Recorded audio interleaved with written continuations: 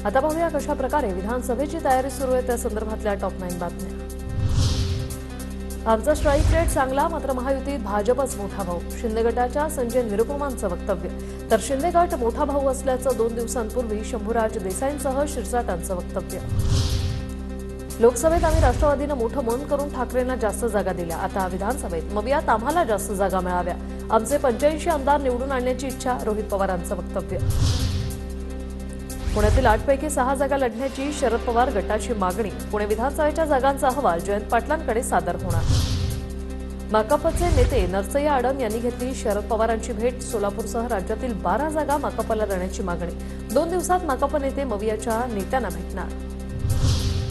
शेकाप नेते जयंत पाटलांनी सिल्वर ओकवर जात घेतली शरद पवारांची भेट। विधानसभेत शेकापला 4 जागा देण्याची मागणी। रायगडमधून 3 आणि सोलापूरमधून 1 जागेची मागणी।